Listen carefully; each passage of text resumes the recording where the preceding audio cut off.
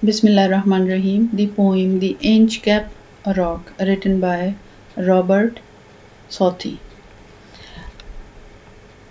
Robert Southey जो है, ये इंचकैप रॉक जो है, ये बेसिकली इसी पे ही पूरी पोइम है। और ये इंचकैप रॉक जो है, ये समंदर के अंदर थी, जिसकी वजह से जो सेल्समैन थे या शिपमैन थे, वो बहुत ज़्यादा ख़तरा फील करते थे। इस ख़तरे को ख़त्म करने के लिए रॉबर्ट सोथी जो है, उन्होंने यहाँ पर एक बेल लगा दी। इसको ज़रा हम इसका बैकग्राउंड देखते हैं, क्योंकि ये पोएम जो है, ये बेसिकली एक स्टोरी है।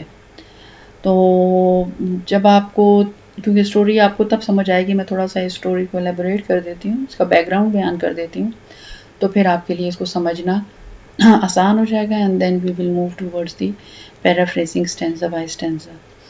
Okay, long ago there was a dangerous rock. एक बहुत पुराने ज़माने में एक डेंजरस रॉक थी, उसका क्या नाम था, जो कि मैंने अभी आपको यहाँ बताया है, इंचकैप रॉक था उसका नाम। In the sea near Scotland called the Inchcape rock, उसका इंचकैप रॉक नाम था। ड्यूरिंग दी हाई टाइड, जब पानी ऊपर हो जाता था, समंदर का पानी, ये आपने साइंस में भी पढ़ा होगा, जो टाइड होते हैं ना, टाइड का बेसिकली मतलब ये होता है, ये समंदर का पानी ऊंचा हो जाता है, ठीक है।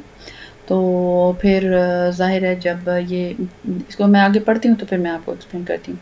During high tide it would be hidden under the water and ships could crash into it without seeing it. अच्छा, ये क्या होता था कि जब टाइड आती थी, तो ये जो रॉक थी, ये इंचकैप रॉक जो थी, ये छुप जाती थी। और फिर ऐसा होता था कि जब ये छुपी होती थी, तो शिप जो है, ये इजीली इसके अंदर क्रैश हो सकती थी। यही बात जो है, उस जहन में रखते हुए, मैं इसको ज़रा एलेबोरेट कर दूँ, वो जो है ना, कंटिन्यूटी को ब्रेक हो रही है बार बार, तो मैं इसको साथ पहले उर्दू में एलेबोरेट कर देती हूँ। फिर ये जो था ना, एबट ऑफ एबरब्रोथेक, ये जो ये शख्स था, इसने क्या किया, placed a bell on the rock. उसने क्या किया कि वहीं उस रॉक को, इंचकैप रॉक जो थी ना, उसके ऊपर एक बेल लगा दी। अच्छा, अब ऐसा होता था कि जब भी पानी ऊपर चला जाता था, तो ये जो बेल थी, और ये बेल जो थी ना, वो फ्लोटिंग बेल थी, वुडन फ्रेम के साथ, ठीक है ना, वुडन फ्रेम के साथ ये थी, फ्लोटिंग बेल थी। अच्छा, जब ऐसा होता था कि जब समंदर में तूफ़ान आता था, या समंदर में पानी जो है ऊंचा हो जाता था, टाइड आ जाते थे, तो ये जो है, ये बेल जो है, वो खुद ही से ना ज़ोर ज़ोर से बजना शुरू हो जाती थी। ज़ाहिर है, जब मूवमेंट ज़्यादा होगी तो फिर बेल बजेगी, ठीक है ना। ये इस किस्म, इस कॉन्सेप्ट के साथ ये बेल जो थी प्लेस हुई हुई थी। तो फिर जो है, जो सेलर होते थे और जो शिपमैन होते थे, वो इजीली जो है, इसको पता चल जाता था उन्हें कि कोई ख़तरा है। तो जब वो ख़तरा है, तो वो फिर जो है, केयरफुली अपनी शिप को भी चलाते थे। और दूसरा ये है कि वो इंचकैप रॉक जो है, उन्हें पता चल जाता था कि यहाँ इस जगह पे, क्योंकि यहाँ पर बेल बज रही है, तो इसका मतलब है यहाँ सराउंडिंग में कोई ख़तरा है, ठीक है। तो वो वहाँ से बच के निकल के अपनी बोट को, अपनी शिप को वहाँ से बच के निकाल लेते थे, या दूर से ही चले जाते थे, उस जगह, उस बेल वाली जगह पे, उस बेल वाले मकाम पर नहीं आते थे। ठीक हो गया। अच्छा, अब ये तो हो गया हाफ स्टोरी, ठीक है।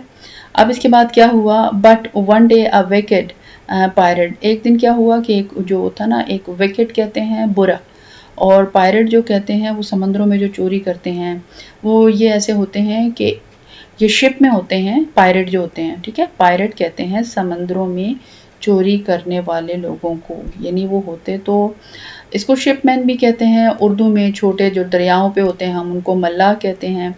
लेकिन जो पायरेट का वर्ड है, इसका मतलब है समंदरों के चोर। Got it. समंदरों में जो चोरी करते हैं, होते वो शिप पे या बोट पे हैं, लेकिन क्योंकि वो चोर होते हैं, और दूसरी शिप उनका या दूसरी बोट उनका टारगेट होता है, ठीक है। अच्छा जी, wicket pirate name sir relief, उसका क्या नाम था, दी रेलिफ नाम था, दी रोवर, ये इसका पूरा नाम था, sir Ralph the rover. Saw the bell, उसको बेल नजर आई, एंड बिकम जेलिस, और वो जेलिस हो गया। He did not like that the abbot was being praised, वो नहीं चाहता था कि जो एबिट है, इसको सारा का सारा क्रेडिट मिल जाए, लोग उसको अच्छा समझें, और लोग कहें कि तो इसने बड़ा अच्छा काम किया, गुड डीड किया है, बड़ा अच्छा काम किया है। And he had been praised everywhere, so he don't want this thing. So what did he do?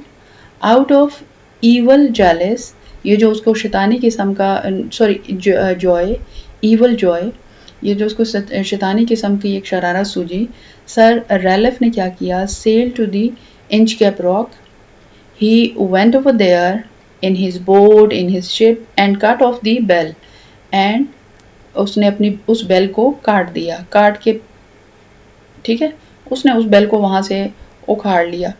Time past, काफी अरसा गुजरा, एक सर्टेन टाइम जो था वो पास हो गया।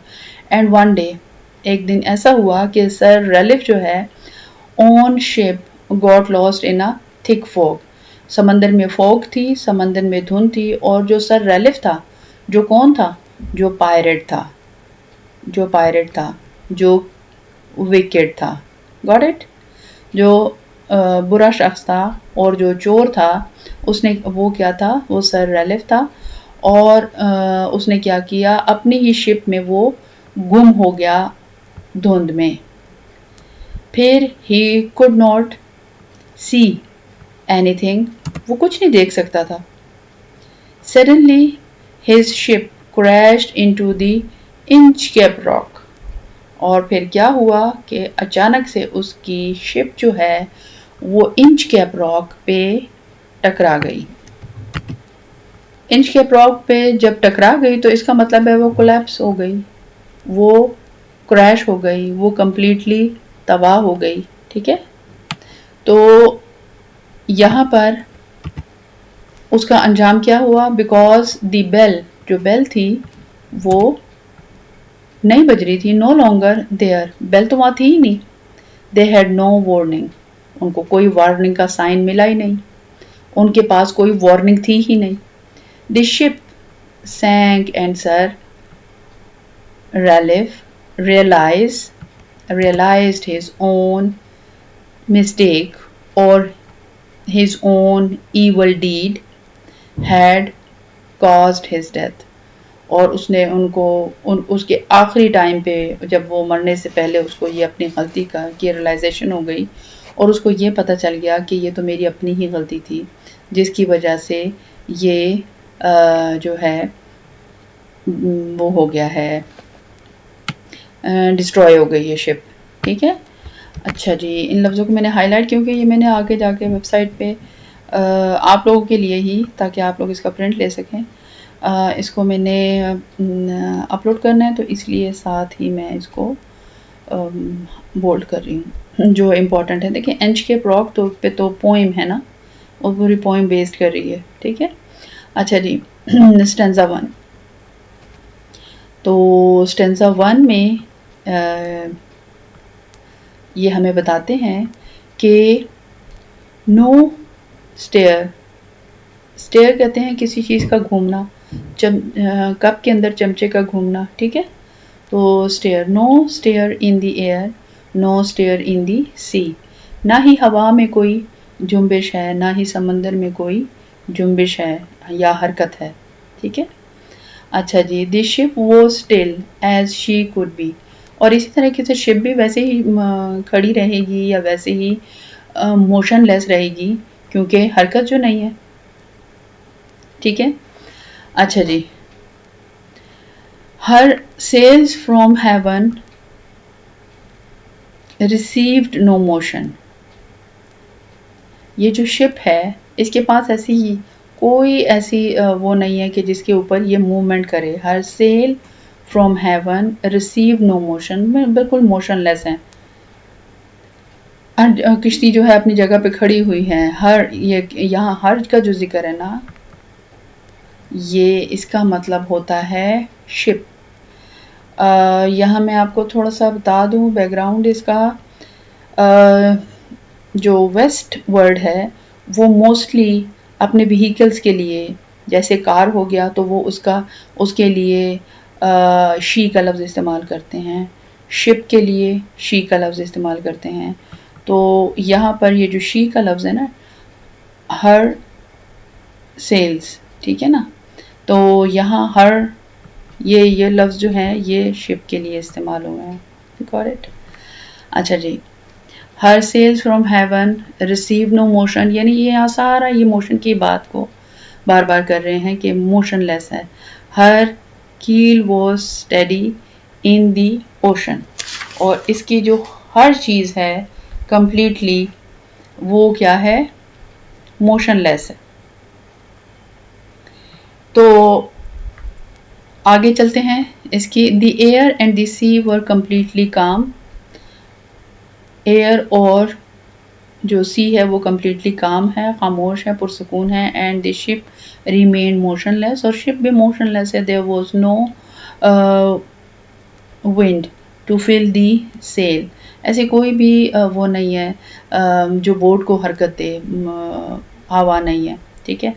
एंड द शिप्स बॉटम कील rested steadily on the water, और जो है अपनी जगह पे शिप जो है वो उसका पैंदा भी अपनी जगह पे मोशनलेस है, या वो हरकत नहीं कर रहे, और जो है और वो उसके ऊपर है, पानी के ऊपर है, और कोई हलचल नहीं है। अच्छा, इसके बाद स्टेंजा नंबर 2, विदाउट ईदर सिंग और sound of their shock, the waves floated over the Inchcape rock. So little they rose, so little they fell. They did not move the Inchcape bell. अच्छा, वेव्स जो हैं ये gently move कर रही हैं, कहाँ पर? इंचकैप रॉक के पास। और रॉक जो है कोई डिस्टर्बेंस या कोई भी ऐसी कोई हलचल या कोई ऐसी चीज़ उसके अंदर नहीं हो रही। लहरें जो हैं वो नरमी से आपस में इधर उधर हो रही हैं, और जो मोजे वो जो है ना, मोजे जिसको वेव्स कहते हैं, मोजे जो है ना वो इधर से उधर हो रही हैं इंचकैप रॉक के ऊपर, और कोई ऐसी कोई विजिबल हलचल नहीं है। और जो है और जो बेल है जो चट्टान पर प्लेस है वो भी बिल्कुल हरकत में नहीं है, ठीक है ना। No move the Inchcape bell, तो the waves gently moved over the Inchcape, ठीक है, वो इंचकैप रॉक के ऊपर जाती हैं। Rock without causing any noise and disturbance, rock कोई डिस्टर्बेंस और कोई नॉइज जो है वो जनरेट नहीं कर रहा। और there rise and fall were so slight that the warning bell placed on the rock remained silent. तो जो राइज एंड फॉल जो हो रहा है वो रॉक के ऊपर या इधर उधर, वो भी बिल्कुल जेंटल है, ना होने के बराबर है। तो इसलिए warning bell placed on the remain silent, warning bell भी साइलेंट है। वो यहाँ दिखा रहे हैं कि जो बेल प्लेस की है, किसने प्लेस की थी? रॉबर्ट ने, नहीं एबट ने। एबट ने जो ये बेल प्लेस की थी, तो वो ये कह रहे हैं कि इस बेल की कोई मूवमेंट नहीं है, यानी ये प्रूफ है कि कोई डेंजर जो है वो समंदर के अंदर नहीं है। तो यहाँ ये मतलब है इसका। अच्छा जी, the abbot of the Aberbrothok had place the bell on the Inchcape rock, और उसने इंचकैप रॉक जो है यहाँ पर अब ये जिक्र हो रहा है कि ये एबट था जिसने ये बेल को प्लेस किया था। On a boy in the storm it floated and swung and over the waves it warning रंग। अच्छा, अब ये यहाँ पर इस बात का जिक्र है कि एबट जो है ये बताया गया, मेंशन कर रहा है ये थर्ड पैराग्राफ कि एबट ने ये बेल जो है ये प्लेस की थी इंचकैप रॉक के ऊपर, और ताकि वो स्टॉर्म और ये फ्लोट करेगी जो है ऊपर स्वंग करेगी जब कोई ख़तरा होगा और वार्निंग बेल बजाएगी, ठीक है। The abbot of the Aberbrothok had placed the warning bell on the Inchcape Rock. It has attached to the buoy that floated and swung in storm, ringing out a warning to sailor. ठीक है, और ये जो है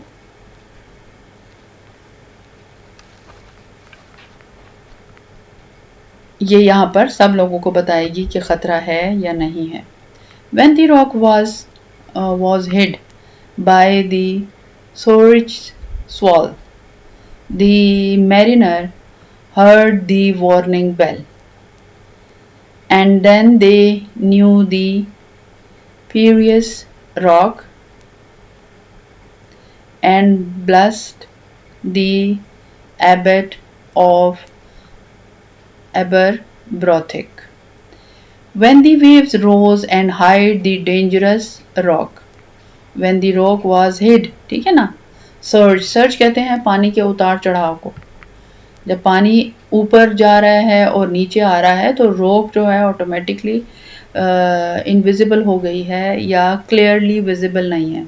ठीक है, तो the mariner heard the wrong, और मैरिनर जो है वो इस बेल को सुनते हैं. Sailor could hear the bells sound, वो बेल की साउंड को सुन लेते हैं. It warned them of the hidden danger, वो क्या करते हैं, वो इसके हिडन डेंजर को बता देता है कि क्या खतरा है. And they were grateful to the abbot for his thoughtful act, और वो खुश हो जाते हैं. वो मैरिनर जो हैं, वो सी मैन और सेलर जो हैं, जो ये देख लेते हैं कि यहाँ पर तो एक ख़तरनाक चट्टान है जो कभी नज़र आ रही है और कभी नज़र नहीं आ रही.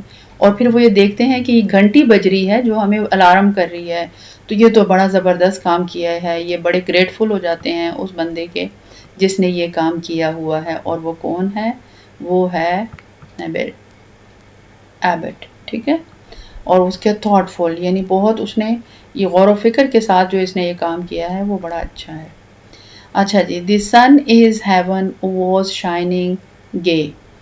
जो सन है वो बड़ा शाइनिंग कर रहा है, स्पार्कलिंग है और बड़ा ब्राइट हुआ है. Did I explain the abbot place that bell on the Inchcape strong floating, ठीक हो गया.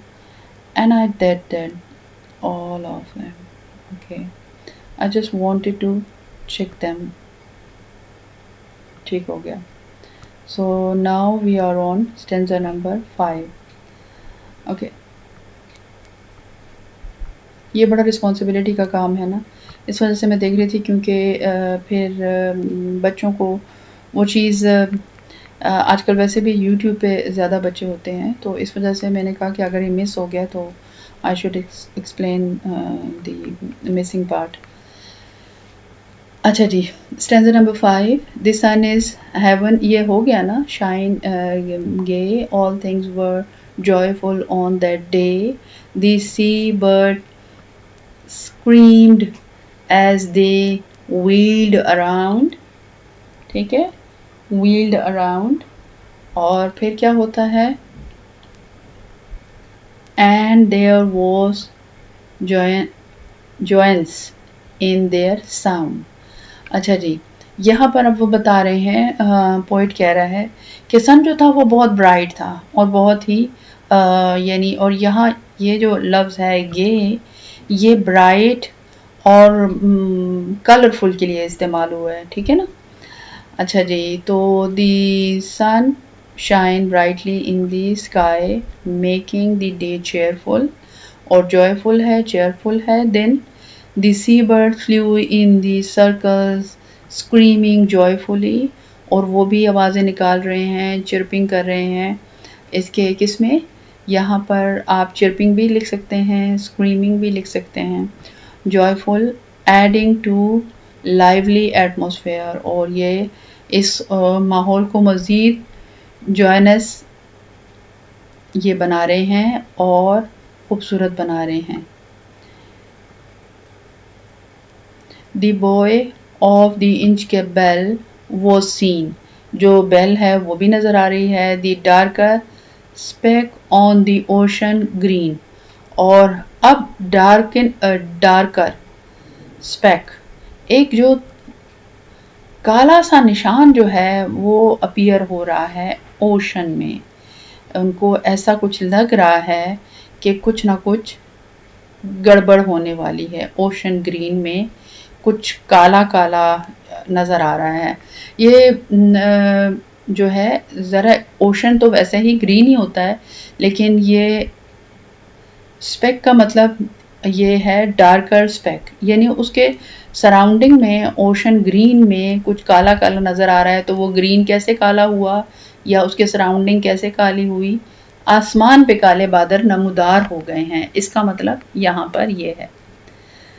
Sir Ralph and the rover walked his desk, वो सर जो रेलिफ है वो निकलता है और अपने डेस्क, ये डेस्क जो है ये उसकी शिप का वो जो ओपन पार्ट होता है, ठीक है, जो जिसको हम तख्ता भी बोलते हैं, जो जो मतलब वो अपने शिप के कमरे से बाहर निकलता है उस शिप के तख्ते पे। And he fixed his eyes on the darker speck, और वो डार्कर स्पेक की तरफ अपनी नज़रें घुमाता है। और ये डार्कर स्पेक जो है ये उसको कहाँ महसूस होता है? ये उसको लगता है कि यहाँ पर तो कुछ बे में यहाँ पर कुछ है जो नज़र आ रहा है। दी बे होल्डिंग दी, अब पैराफ्रेजिंग देख लेते हैं इसकी।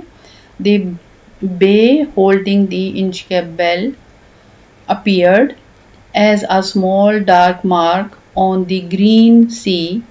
Sir Ralph the rover walked on the ship deck, noticed the bay, and started at it instantly. और क्या करता है कि वो इस तरफ इसकी नज़रें पड़ती हैं और वो ये कहता है कि इसको मैं बड़े, ये है ना स्टार्टेड, कि वो बड़े गौर से अपने इसको देखता है, यानी ऐसी नज़रों से देखता है उस बे को या बॉय को कि वो इसको कुछ करना है, यानी वो उसके इरादे ठीक नहीं है। He felt the cheering power of spring. It made him whistle, it made him sing. His heart was mirthful to excess, but the rover's myth was wickedness. अब यहाँ क्या होता है? He felt the cheering power of spring. Pleasant spring weather filled Sir Ralph with joy, making him whistle and sing. अब यहाँ पर क्या होता है कि ये जो सर रेलिफ है इसके अंदर ये शैतानी सा काम जाग उठता है और वो कहता है कि मैं कुछ ऐसा करूं कि कुछ फन करूं, कोई गलत काम से, मतलब जाहिर है वो एक अच्छा बंदा नहीं होता, इसलिए उसके काम में जब उसको ये पता चलता है कि यहाँ पर बेल प्लेस्ड है तो वो अब कुछ ऐसा करना चाह रहा है कि जैसे कुछ शैतानी सूझ रही है। However it happens came from evil and malicious intention. लेकिन ये जो उसकी खुशी है इसमें एक ईवल भी है ना, जाहिर है वो बगैर सोचे समझे और वो उस बेल को वहाँ से हटा रहा है, हालांकि उसका कितना इम्पोर्टेंट पर्पस है जो वो वहाँ पर कर रहा है, ठीक है ना। तो वो ये कहते हैं कि ये जो उसकी शैतानी या मकारी वाली हंसी है तो ये इसकी मतलब ये अच्छी नहीं है, ठीक है ना। नंबर 7 कंप्लीट हो गया। अब नंबर 8 की तरफ आते हैं। His eyes was on the inch cap float. उस पे उसको जो इंच कैप है उसके ऊपर जो कुछ फ्लोट हो रहा है ना, उसकी आंखें उसके ऊपर लगी हैं। Quoth he may men put out the boat. और वो ये क्या करता है कि वो ये कहता है कि ये तो इसकी नज़रें जो है ना सीधे उस बेल के निशान के ऊपर जाती हैं और वो अपनी किश्ती को पुट आउट दी बोट और वो अपने आदमियों को कहता है कि किश्ती को उस तरफ ले जाओ and row me to the Inchcape rock और मेरी किश्ती को वहाँ तक ले जाओ and I will plough the abbot of Aberbrothok. अब वो क्या करना चाह रहा है, अब वो कह रहा है कि मैंने ये बेल उखाड़नी है तो मुझे इस तरफ ले जाओ। Sir Raleigh focus on the Inchcape buoy and told his men to lower aboard and row him to the rock. He planned to cause trouble for the abbot by removing the bell. वो ये नहीं सोचता कि इससे लोगों को कितना फ़ायदा हो रहा है, लेकिन वो ये कहता है कि ये एबट का ये एक अच्छा काम किया है तो वो उसको ट्रबल करना चाह रहा है, उसको तकलीफ देना चाह रहा है। अब क्या होता है कि the abbot is lowered, the boatman row. Sorry, the boat is lowered, the boatman row. अब क्या किया जाता है कि जो बोट है वो उसी तरफ लेके जाई जाती है और the boat is lowered, the boatman row and to the Endcap Rock they go. और वो उस Endcap Rock की तरफ जाते हैं। Sir Ralph bend over from the boat, वो सर रैलिफ जो है वो अपने आप को बेंड करते हैं उस बेल को उखाड़ने के लिए and cut the bell from the Inchcape float, और जहाँ वो इंचकैप रॉक के ऊपर फ्लोट कर रही होती है वहाँ से उस बेल को हटा लेते हैं। The crew lowered, now it's paraphrasing, the crew lowered a boat and road, crew जो है वो उस तरफ बोट को लोअर करता है और उस तरफ ले जाता है toward the Inchcape rock. When they arrive, नज़दीक जाते हैं, sir Ralph leaned over the side and cut the bell free from the buoy. तो वो ये क्या करता है कि वो वहाँ से उस बोए को खाली कर देता है, उसको छोड़ देता है, बगैर बेल के कर देता है। Down sink the bell with a gurgling sound, वो जो गगलिंग साउंड है, गगलिंग क्या, बबलिंग साउंड, ज़ाहिर है डूब रही है तो बबलिंग साउंड से वो नीचे की तरफ जा रही है। अच्छा, sound the bubbles rose and burst around, और बबल जो हैं वो ज़ाहिर है वो यानी उसको मज़ीद एलोबरेट कर रहा है पोइट कि वो बबलिंग करते हुए, ज़्यादा से ज़्यादा बबलिंग करते हुए वो यानी बेल जो है वो नीचे चली जाती है। Sir Aleph, the next who came to the rock, won't bless the abbot of Aberbrothik. अब वो सर एलिफ ये कहता है कि चलो अब तो मैंने ये बेल को उखाड़ दिया है ना, तो अब ये जो एबट को एक वो मिल रही थी ना, तारीफ मिल रही थी, या लोग उसको सराह रहे थे और लोग उसको ब्लेस कर रहे थे और लोग उसकी तारीफ़ें कर रहे थे, तो अब जो है उसकी कोई तारीफ़ नहीं करेगा। ये इसकी देखें कितनी शैतानी किस्म की नेचर थी कि वो ये नहीं देख रहा था कि ये कितनी फ़ायदेमंद चीज़ है और ये कितना लोगों को इससे फ़ायदा मिल रहा है, और अगर ये नहीं होगी तो कितना बड़ा ख़तरा हो जाएगा। लेकिन वो एबट के इस गुड डीड को ख़त्म करना चाह रहा था। अच्छा जी, द बेल संक, अब हम इसकी पैराफ्रेजिंग देख रहे हैं। The bell sank, the bell sank into the sea with a bubbling के ज़रिए जारी है। sound as water swirled around it, और जैसे ही पानी उसके गिर्द घूम रहा है। Sir Ralph mockingly said that future sailors won't thank the abbot, जो आगे वाले मज़ीद आने वाले सेलर जो हैं, जो आगे फ्यूचर में सेलर जो आएंगे वो एबट की तारीफ़ या एबट को इनकरेज नहीं करेंगे। As there was no longer a warning bell, क्योंकि वार्निंग बेल तो होगी ही नहीं, तो वो ये कहेंगे भी नहीं कि भाई ये लगाए हुआ जो जिसने लगाई होगी उसकी तारीफ़ भी नहीं करेंगे।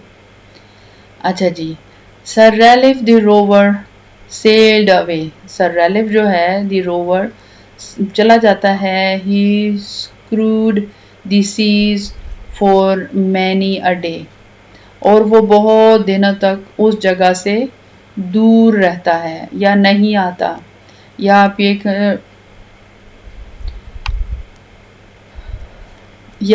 ये समझे कि बस उसके सफ़र ख़त्म हो जाता है। ठीक है, तो सर रेलिफ जो है वो उसका जो काम जो है वो वहाँ से नहीं रहता, और वो scoured the seas for many a days, और वो बहुत अरसे तक उसको समंदर में तलाश जो है उसको वो छोड़ देता है। Scoured the seas for many a day, बहुत दिनों के लिए समंदर की तलाश या समंदर में चीज़ों की तलाश, या समंदर में ज़ाहिर है उनका तो नौक वो है ना, एक पेशा है, तो उसमें स्क्रूड का मतलब होता है सर्च करना। ठीक है ना, इस वजह से मैं इस सेंटेंस को साथ ज्वाइन करना चाह रही हूँ। And now grown rich with plunder stores, और प्लंडर्ड स्टोर, और वो बहुत सारे यानी अपने आप को प्लंडर का मतलब होता है लूट मार करना, वो स्टोर्स में लूट मार करके अपने आप को बहुत रिच कर लेता है और बहुत ज़्यादा अमीर हो जाता है या अमीर है हो चुका है। He steers his course for Scotland shore, अब वो क्या करता है, अब वो ये करता है कि वो अपने जो उसका अपना स्कॉटलैंड का वो है ना शोर, अब ये उसकी तरफ जाना चाहता है, ये चाहता है कि अब मैं वापस चला जाऊं। ठीक है, अपने घर चला जाऊं, अपने मुल्क चला जाऊं, स्कॉटलैंड। ठीक है, अब देखते हैं आफ्टर इसकी paraphrasing. After removing the bell sir Ralph left the area and spend many days looting and stealing, बहुत ज़्यादा दिन उसने गुजारे लूटने में और स्टीलिंग में। He became wealthy from his crimes and eventually set sail back to the Scotland.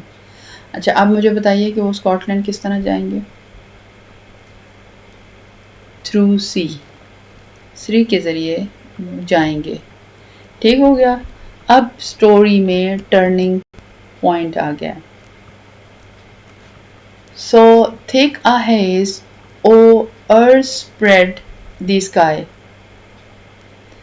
ठीक है, they cannot see the sun on high. अब क्या है कि समंदर का जो माहौल है वो तो टोटली बदल चुका है और जो सन है वो भी नज़र नहीं आ रहा। The wind hath blown a gale all day, और जो विंड है वो भी चल रही है और at evening at hath died away, died away, जो समंदर है वो बिल्कुल धुंधला गया है, अब रोशनी भी नज़र नहीं आ रही, और जो हवा है उसमें भी वो कोई प्लेजेंट हवा नहीं है, यानी उसमें भी काफ़ी जैसे सख्त किस्म की हवा चल रही है, स्ट्रॉन्ग किस्म की हवा चल रही है। और फिर क्या होता है, और अब हम इसकी पैराफ्रेजिंग देखते हैं, फिर आपको इसका सारा पता चल जाएगा। The thick fog covered the sky making it impossible to see the sun. क्या हो गया है, अब इम्पॉसिबल हो गया है सी का कि हम देख सकें सूरज को। अर्लियर इन द डे, दिन के आगाज़ में, स्ट्रॉन्ग विंड हैड ब्लोन, और बहुत स्ट्रॉन्ग किस्म की हवा जो थी वो चल रही थी, but by evening the wind had completely stop. अब जो है हवा बिल्कुल रुक गई है। On the desk the rover takes his stand. अब जो है रोवर जो है वो अपने डेस्क पे on the desk the rover takes his stand, वो अपने डेस्क पे आ जाता है। किस जगह? डेस्क किस जगह? शिप के बाहर वाले पोर्शन में आ जाता है और किश्ती में वहां पर खड़ा होता है। So dark it is the sea no land, उन्हें कोई जमीन, कोई बिल्कुल अंधेरा है, नजर नहीं आ रहा। कोच सर एलिफ, इट जी सर एलिफ, it will be later soon for there is the dawn of the rising moon. Excuse me. अब ऐसा है कि उसे अब कोई पता नहीं चल रहा कि जो है वो ज़मीन कहाँ पर है, यानी कितना दूर हमारा सफ़र रहता है, क्योंकि ज़ाहिर है मौसम जो है वो तसल्ली बख्श नहीं है और जो है और जो सूरज की चांद की रोशनी है वो भी इन्हें डायरेक्शन नहीं बता रही। Sir Ralph stood on the ship, paraphrasing now, sir Ralph stood on the ship's desk in the darkness, unable to see any land. He reassured his crew, saying that the moonlight would soon make it brighter. और वो reassure कर रहा है, reassuring दे रहा है अपने crew को। अपने क्रू कहते हैं जो शिप के बाकी लोग होते हैं उनको, जो उनके लिए काम करते हैं। जो क्रू को कहता है कि अभी जो है चांद की रोशनी ज़्यादा हो जाएगी, तसल्ली दे रहा है, हालांकि खुद डरा हुआ है लेकिन उनको तसल्ली दे रहा है कि अभी चांद की रोशनी ज़्यादा हो जाएगी तो फिर हर चीज़ विजिबल हो जाएगी। Canst hear said one, the breakers roar, for yonder methics should be the shore. Now where we are I cannot tell, but I wish we could hear the Inchcape bell. So अब आप देखते हैं कि उसकी ख्वाहिश क्या है। उसकी ख्वाहिश क्या है कि वो ये कह रहा है कि जो ये इसका मतलब है कैन हेयर सेड नोट, यहाँ यह कास्ट का मतलब है कैन, ठीक है, कैन भी हो सकता है और कुड भी हो सकता है। तो वो ये कहता है, अब हम इसकी पैराफ्रेजिंग पढ़ लेते हैं। The sailor asked if anyone could hear the sound of the waves breaking which it indicated they were near the shore. अच्छा, ये जो वो कह रहे हैं कि हमें ऐसा लगता है कि जो साउंड ब्रेक हो रही है वो क्या है, वो हमें इस बात का बता रही है कि जो शायद के हमारा सफ़र कम होने वाला है या हम जल्दी पहुंचने वाले हैं। Which indicate they were near the शोर, के हो सकता है कि हम नियर हों शोर के या नियर थे वो शोर के। He wished for the guidance of the Inchcape bell to avoid the danger. यहाँ पर आके वो ये विश करता है कि काश कि ये बेल होती तो ये तो हमें बहुत सहूलत मिल जाती। ठीक हो गया। अब ये खुद वही शख्स है जिसने बेल को काटा था और अब वो ये कह रहा है कि हमें पता नहीं चल रहा कि शोर आ गया कि नहीं आ गया। काश कि ये बेल यहाँ पर मौजूद होती तो हम जो है हमें पता चल जाता, इंचकैप बेल होती टू अवॉइड द डेंजर, तो हमें ये जो डेंजर है ये सहना ना पड़ता। They hear no sound, the swell is strong, वो कोई साउंड नहीं सुन सक रहे। They hear no sound, no the swell is strong, ये जो समंदर है बहुत ज़्यादा चढ़ गया है, स्वेल हो गया। दो the wind Heath fallen they drift alone, और जो है समंदर की जो है दो the wind Heath fallen they drift alone,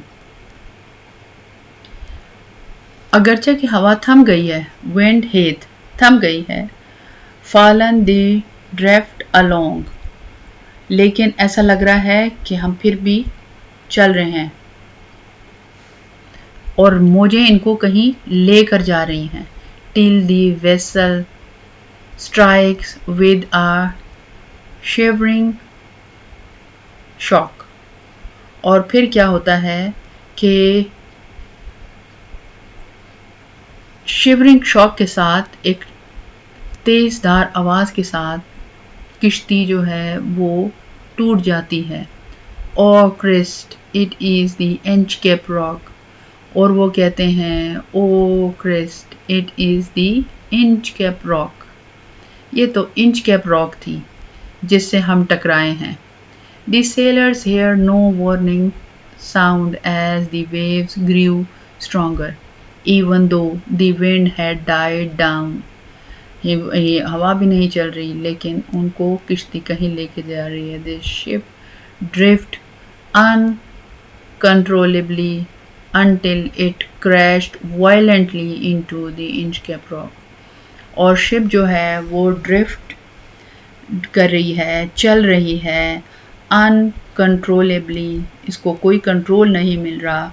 until, जब तक के इट क्रैश्ड वायलेंटली, ये बहुत तेजी से टकरा नहीं जाती into the Inchcape rock, इंचकैप rock में।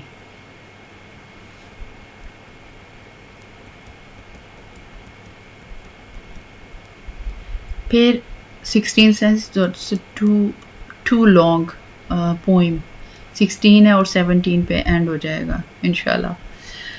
तो ये है जी stanza number 16। Sir Ralph the rover tore his hair. वो अपने बालों को नोचता है। ही crushed himself in his despair। और वो अपने आप को यानी बुरी तरीके से नोचता है। ठीक हो गया।